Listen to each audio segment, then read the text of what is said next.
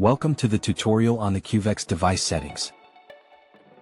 When accessing this option, the device displays a submenu with 4 configuration options: version, brightness, language, and appearance.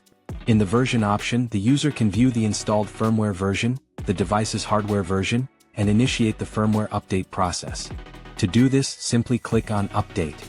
The device will display a confirmation message, informing the user that the new firmware version must be downloaded in advance through the Cuvex app and that the update instructions should be followed within the app.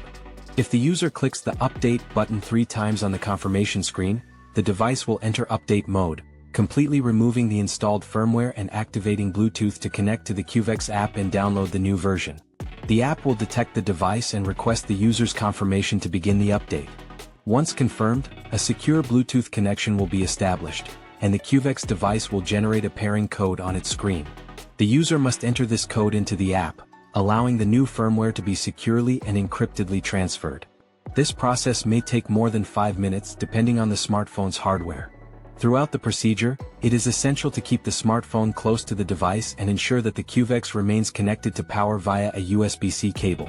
If the smartphone is moved away or the power is disconnected, the update will be interrupted and must be restarted from scratch.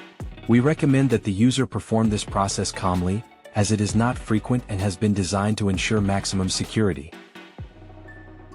In the brightness option, the user can adjust the screen's brightness intensity by sliding the bar displayed on the screen.